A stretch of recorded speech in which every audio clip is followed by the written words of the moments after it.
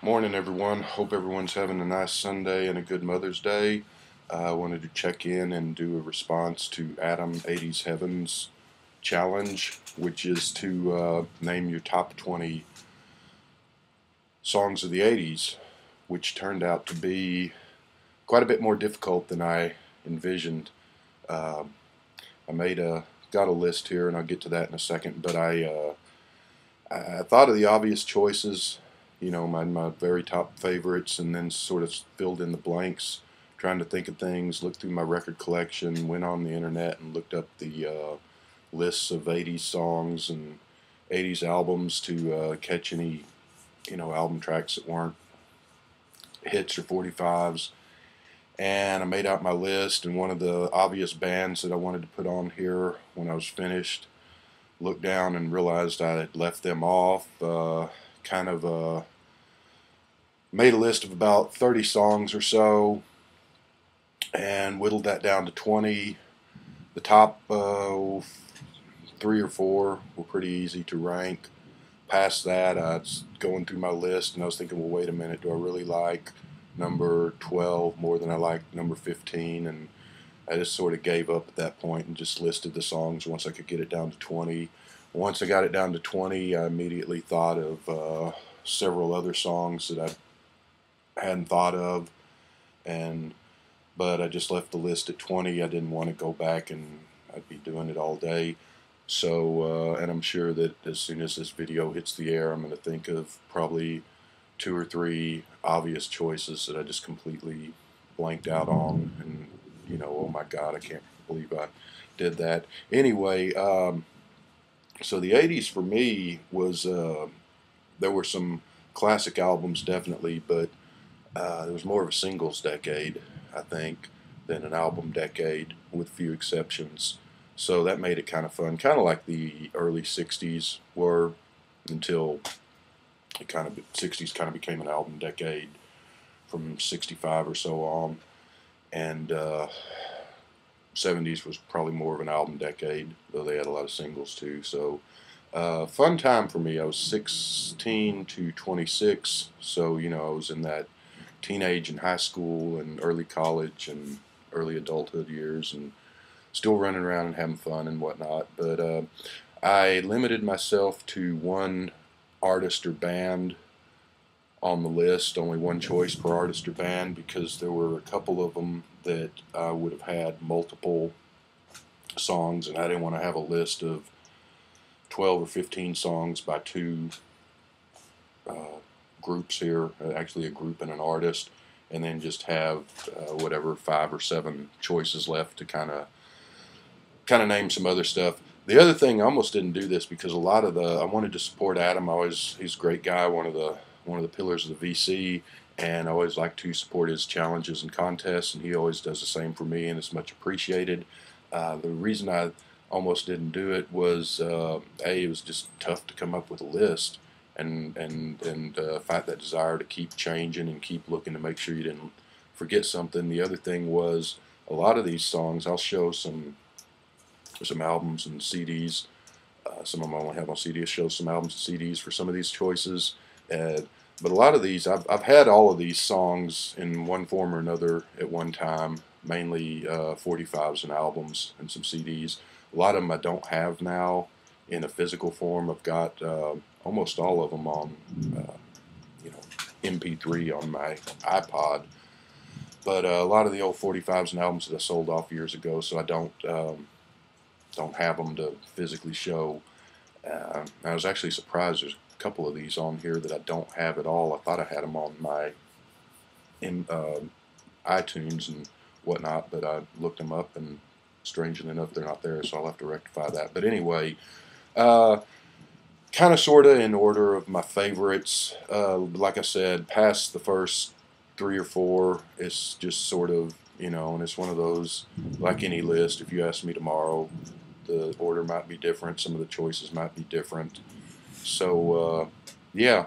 Um, well, I forgot to get that album. Hold on. For choice number 1, we can't not have an album. And since that's over there, I'm going to cheat and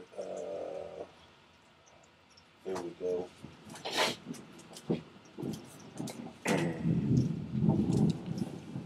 Number one song is by The Jam. I've got the album, but instead of pulling it out, and the choice would be number 3, Monday. Was really hard to, I'm doing the Jam album reviews. Just did the first one yesterday. I'm going to do the rest of them, so stay tuned and tune in and watch those if you would, if you feel like it. Anyway, Monday by The Jam, and they were around from 77 to 82 and released 2 albums in the 80s and a couple of 10-inch EPs and 45s that weren't on albums. So there's a lot of stuff.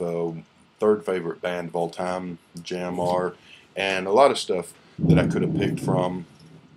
I picked the song Monday because it's well, it's close call, but it's probably my favorite song of theirs. An album track was not a 45. I'm not sure why. It would have made a great one. It's just a very achingly beautiful song. It's right up there with something like, say, God Only Knows by the Beach Boys, Waterloo Sunset by the Kinks, or For No One by the Beatles. It's one of those type songs. Maybe Ruby Tuesday by the Rolling Stones. It's that sort of just very nice, beautiful, tender, kind of heartbreaking song. So anyway, bought this album, and I'd heard of the Jam. This was the first album by theirs that I bought, and had never heard the song Monday. I'd heard of a couple of other songs on this album, and this was one of those albums, I don't know if you can relate, but back in the day when you used to get an album and it just blew you away, and so you spent, a month or so just playing that album over and over and over until you finally moved on to something else, and it became a firm favorite right away. Well, the first song on this album is a song called Pretty Green, which is also a great song too. Was so great that I remember when I bought the album, I played, and of course it was on vinyl. This was came out in 1980, but I bought this actually in 82, so there were no CDs in those days. Pretty Green I played over and over, just lifted the needle and played it, and finally figured, well, I better get to the rest of the album and see if there's anything else good on here. The second song, Monday, and same thing, I was lifting the needle and playing it over and over. And it's one of those songs that some songs, first time you hear them, you don't really get it, or you don't really care for it, but you hear it several more times, it starts to grow on you. Then there's songs that, like this one for me, that just sort of, right off, you just know it's a friend for life and fall in love with it and just hit you like a ton of bricks in a good way. Ticket to Ride, You Really Got Me, Get Off My Cloud, songs like that just hit you right away. So Monday was one of those. There's personal memories associated with that song for me too, even though I just kind of fell in love with it right off. But well, the girl, I'm talking about. We've all got the girl, the one. If we're really lucky, the girl likes us back and we get married and live happily ever after. That doesn't happen for most of us. Didn't happen for me, but I did get to go out with the girl for a while. Anyway, the girl was a girl that I worked with at a movie theater. Back then I was like 18 or so. And so got this album, which had nothing to do with her. Heard the song Monday, and it reminded me of her because at this point we were just kind of friends and all, but she was off the next day and not going to be working till Monday, and the song goes, I'm dreaming of Monday when I see you again. Reminded me of her. Fast forward 2 years later, we're going out at this point. She was into music and like the Kinks and the Who and the Beatles and a whole bunch of 80s music, because that was the time we were in. She always heard me talking about the Jam and asked me at one point, you're always talking about them, let me hear this band. I played some stuff on, made a cassette of different of their songs for the car. She liked it. She went out and, unbeknownst to me, went out and bought this album. I was working one day and she was off, and actually she was not due back to work till Monday. So I went and saw her after work that day, and she told me that she'd gone out and bought this album and said that the favorite song was Monday, and she said because she wasn't going to see me till Monday, and I said, well, hey, it's because 2 years earlier the same, and silly story there that doesn't mean anything to anyone but me, but so yeah, but that aside, it's just a really, really great, my favorite song of the 80s, no contest there. I would encourage you, Adam, to go to YouTube and look up Monday by the Jam and give it a listen. You may like it, you may not like it, that's fine, but I would be interested to hear your thoughts on the song, whether you think it's any good or not. So there is number one. Second song, it's got to be Prince. You know, and this was tough too. Like the Jam, there were so many choices I could have picked. There's so many songs that are right up there with Monday. Same thing with Prince. His run up to Purple Rain. I like Parade. I like Around the World in a Day. Past that, I kind of lose interest, even though he did do some good stuff later on and continues to. But his golden period for me was sort of Controversy and, well, Dirty Mind, Controversy, 1999, and Purple Rain. Purple Rain being the best of those albums. I remember, told this story, going to see that movie the day it opened. At that point, I didn't have any Prince albums. I knew Little Red Corvette in 1999, some of those songs from MTV. I knew When Doves Cry because it was on the radio a few weeks before the album came out and the movie opened. So I went to see the movie only knowing that song the day it opened. All these great songs. I mean, it starts with Let's Go Crazy, just blew me away. Every song in there blew me away. I went straight from the movie to Sound Warehouse on Barry and bought the album, played it to death. Not a bad song on that album. I guess Take Me With You is kind of maybe the weakest song, but even that's a really pretty good one. Everything else is just A+. So it's tough to pick on Prince. Little Red Corvette's just a heck of a song. You know, Let's Go Crazy, The Beautiful Ones. I mean, you could just go on and on, but I guess it just comes down to Purple Rain, which is kind of one of those songs that's been overplayed and stuff, but even so, I just was thinking about when I was doing this list, when I first heard it in that movie theater that day, and when I came home with the record and, you know, listened to it over and over, and when it was fresh and new, and it's just an incredible song, and also had played in some meaning with me and the girl in our relationship, but that's that. Anyway, so yeah, number three, and pardon me, number three, it's got to be The Clash. And I thought about there's that whole London Calling question, which would be, probably would have been a cut off London Calling album, but there's that whole, was it an 80s album, because it was released in December 79 in England, and it was released in January 80 in America. And so I just put the whole London Calling question aside, and I'm going to go with something off of this, which came out in 80, and so 81, I believe, actually. Could be wrong about that. I'm going to go with The Magnificent Seven, first song on there. There's a lot of great stuff on this album. This is a weird, crazy, confounding, big, sprawling mess of an album. It's 3-record set. It's kind of like the Beatles' White Album. There's the arguments you hear about, if you made the White Album a single album, would it be better? But then what would you... And a lot of people say no, just leave it as it is. A lot of people say, well, yeah, but then what are you going to cut? And nobody can agree on what to keep and what to cut. Same with this. There's some stuff on here that's just 30 years later, I still don't understand what the hell it is. And some of it's just sort of a mess, and some of it's glorious and wonderful, and it's a strange album. But the highlights are many. And Magnificent Seven, the opening song is really great. Really love Should I Stay or Should I Go and Rock the Casbah on a couple of years later. And that album, which I just went blank on the name, a lot of people are like, oh, it's when the Clash sold out. I don't know about all that. It was good. But Magnificent Seven, that'd be number three. So number four, I don't have anything to show you. It's Every Day I Write the Book by Elvis Costello. Just a great song, and a couple of the guys from Squeeze, who also did a lot of great 80s songs, sing backup vocals in that song, and it's one of his best, and it's probably my favorite song of his. He's got a lot of good songs. He kind of lost his way after mid-80s or so, but Every Day I Write the Book's just a great one. It came out, I believe, 83, if I'm not mistaken. Number 5, Tainted Love, Soft Cell, which I used to have 45. I don't have anything to show you on that.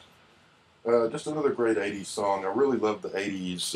Like I said, I think of it as a singles decade.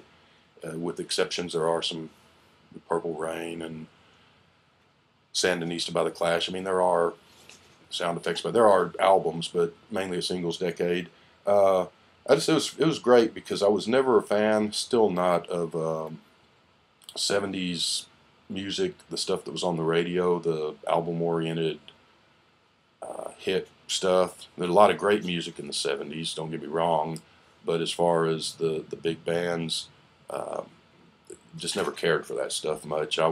Back then I was into 60s stuff, which of course I still am, but when the 80s came along, it was this weird, odd, different music that we kind of laughed at first and figured out we kind of liked, and it was strange and different, and it was also neat to have people, because I was into Beatles and Rolling Stones and all, but at the 80s, you know, they were 40 years old, they were old men, so it was kind of cool to have new bands making music right now, and, you know, these were like 20-year-old kids or something, and we were, you know, 16, 17, 18. So Tainted Love is just one of those I heard all over back in the, I guess, summer of 82. Number 6, I guess, is They Don't Know, Tracy Ullman.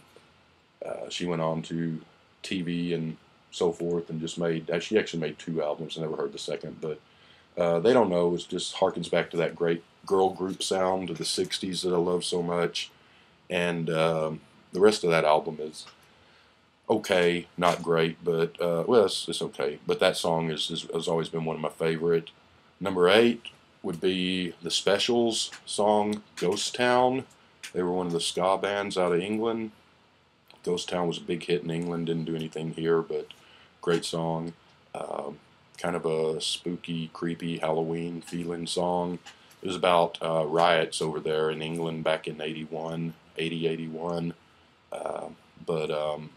So it's like a ghost town because there's riots, so everybody got up out of town. Just an incredible song by the Specials. And number 9 is kind of in the same vein as Tainted Love, Don't You Want Me by the Human League. Some other great songs are there is Mirror Man and Fascination. That was one of those things that was just all over the radio, and 82, and just great song that I loved back then, and now it's a great song that I love, but it's a song that anytime I hear, like Tainted Love, it just takes me back to being 18 and 1982, and a whole world ahead of me, and young and having fun, and just a great song. Alright, so we move on to, and I noticed that I missed a number, so I'm going to have to come up with an extra song in here somewhere. Yeah, I love the girl group sound, and there were a lot of great 80s, you know, Joan Jett and the Pretenders and Chrissie Hynde and all that. I actually thought one of the first things that came to mind was Blondie, but then I realized that their first 4 albums and the best albums actually came out in the 70s. Eat to the Beat was 79, even though it feels like an 80s album because it came out close enough to 1980 that it was still all over the radio in 1980. And in the 80s, they only released, I think, a couple albums. They released Auto American, one that had Tide is High and Rapture, and those songs were okay, but they're not Blondie's best. And the rest of the album was just so-so. And then they released an album in 82 called The Hunter, which I've never heard as far as I know, and it didn't really do much or go anywhere, and I don't remember it getting any airplay. Might be a good album. I don't know. I've never heard it. And they came back in 99, and they've done some Got Back Together albums, but I've never heard those. I do. Maria was on that 1999 album, and that was kind of a hit. That's okay song. But anyway, Blondie's not on here because most of their best stuff is actually from the 70s. But another, the Bangles too, you know, they were in the 80s, they were a great band. But the Go-Go's, and the obvious choice for most people would be We've Got the Beat or Our Lips Are Sealed, or maybe Vacation from their second album. This is their third and final. Well, they did come back in the 90s and got back together and recorded an album in 98 or so, which is, well, not terrible, not really worth paying any attention to. But this, for my money, was their best album. Not a bad song on here. I'm going to go with Head Over Heels, the opening track. Could just as easily pick Beneath the Blue Sky or Turn to You or several others on here. This one is just track for track. It's a stronger album than their first two albums. Their first two albums are good and fun. This is just better, I think. And I think this was really their least successful album because they'd been away for a couple of years between their first album, Vacation, and this, and so kind of their moment had passed, but they come back with their best album. It was successful. I remember seeing it on MTV, a couple of the videos, and on the radio. But so the Go-Go's, good stuff, yeah. What are we down to? Dexy's Midnight Runners coming in at whatever number we're up to. I think we're up to number 11. Come On Eileen's the obvious choice, the song everyone knows, #1 all over the world. They did have a couple other hits in England, but Eileen was the #1 hit everywhere. It's one of those songs that people kind of love or hate. One of those songs that a lot of people that liked initially don't much like now because it's been played to death, sort of like Satisfaction by the Rolling Stones or Dock the Bay by Otis Redding. It's a great song. I always liked it, still do. It's one of those songs that's sort of indicative of their sound, but not totally. They did a lot of other great stuff that's just as good or better than Eileen, and unfortunately most people don't really know about it. This is their first album. I'm going to go with the first song on there, Burn It Down. There's a ton of other songs I could pick from them. Eileen, again, I've said this before, it's kind of, if that's all you've heard by them, it's kind of like if you just heard, well, maybe a better song is, but kind of like if you just heard All Together Now by the Beatles or Yellow Submarine and didn't realize that that was just them goofing around and having fun, and there's a lot better Beatles music out there. Yeah. All right. Let's see which one this is on. Oh, it's actually the first song again. Melt With You by Modern English. Stop the World, Melt With You. Really great, just a pop and rock and roll song. A lot of these 80s songs are kind of synth heavy and sort of different sounding. This kind of just sounds like a good old pop rock and roll love song. Great song. I always loved it. I love the Valley Girls. One of my favorite, up there with my favorite movies. You know, as far as the whole Brat Pack and teen films of the 80s, you usually think of John Hughes and Breakfast Club and Pretty in Pink and all that, and those movies are pretty good for what they are, but this was way better than any of those in my opinion. And I remember seeing that movie, and it's also one of those, if you ever seen the movie where the Melt With You song runs into the movie, it is placed in the movie as one of those perfect marriages of music complementing the action of what's going on in the film at that time, I think. The other one, The Cars, I picked Think It Over from Candy-O. A lot of good Cars songs I could have picked, but that's one. And so that's 13. 14 is band Los Angeles, kind of a punk rock band out of LA. This came in 1980 or 81. I can't remember.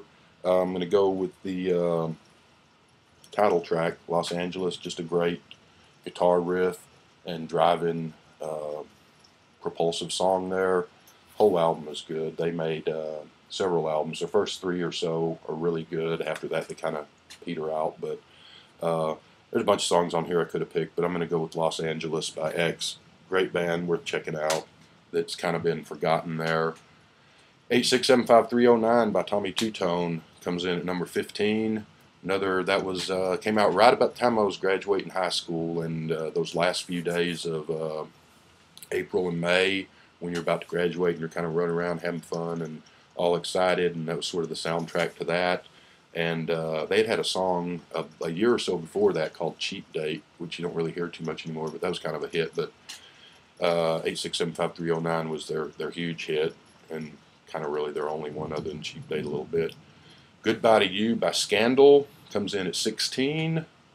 Patti Smythe and Scandal. That was what, 82, 83 song. Saw them. They opened for the Kinks one of the times I saw them. That was just one of those great songs. Was on the radio when we were, all whatever we were, 18 or whatever, driving around and looking for girls and drinking beer and having fun. And they went on to they had another hit off that album. I can't remember what it was. And then they made some kind of boring music later in the decade, kind of like Berlin. Remember, they didn't make the list, but they could have, with Sex, I'm and the Metro back in '82. Really fun, kind of new wave, whatever songs. And then, of course, they made the crappy song for Top Gun a few years later, and I don't know what happened to them after that. But okay, could have picked Coming Up, but I'm going to go with Ballroom Dancing off of Paul McCartney's Tug of War album from '82. Just always really liked the catchy melody. Kind of a silly song. McCartney's silly lyrics, but a catchy song. Always like that, so that gets on there. This is probably the latest in the '80s that I'm showing, because kind of lost interest in music around new music around '85 or so. And same with MTV, when that used to be fun and new, and then it got really crappy by about '85, and then it got just totally unwatchable after that. But this is from '80. Well,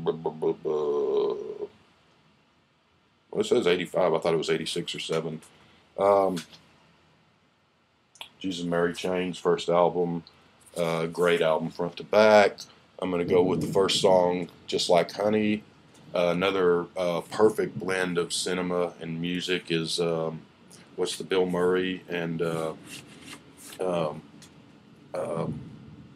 movie where they're in Japan with Scarlett Johansson, Lost in Translation.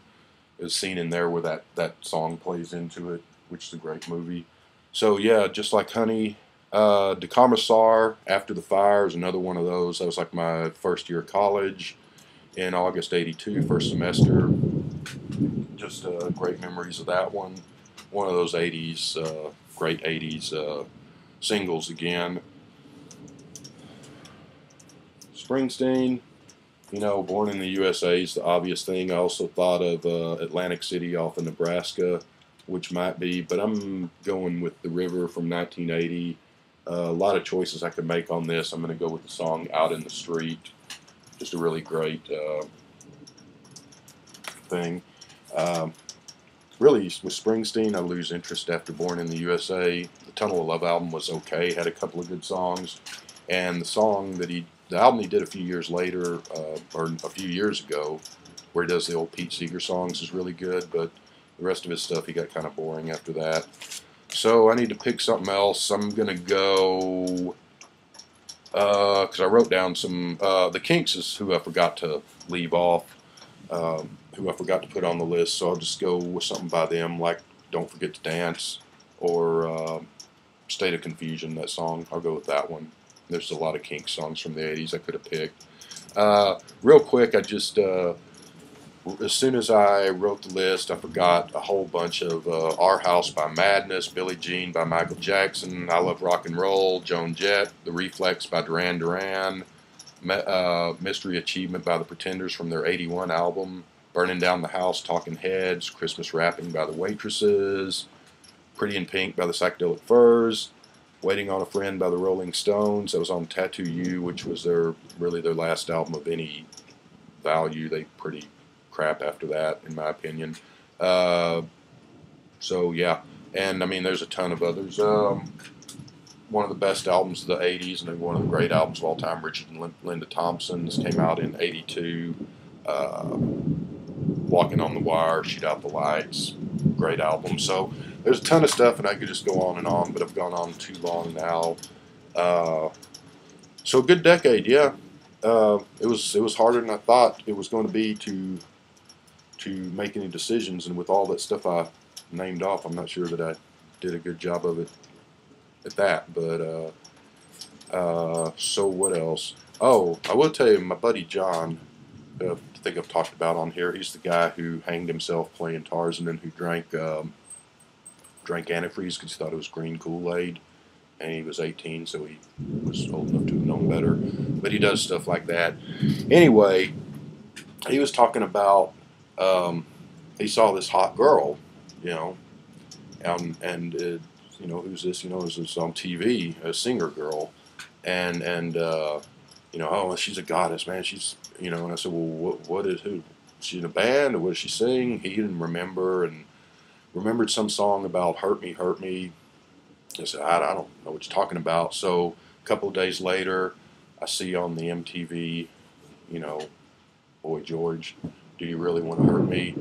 And so I see my buddy later that day, and I said, hey, that girl and that song you were talking about, was it called Do You Really Want to Hurt Me? Yeah, that's it. Yeah, that girl's hot. And I was like, well, that girl Ant, that chick is a chip. That's a guy, He's like, that's no guy. And so I'm like, okay. So then I see him a couple of days later, and I'm like, so did you ever, do you want to hurt me? Did you ever see that video again? He's like, yeah. I'm like, and he's like, oh, shut up. 80s were fun.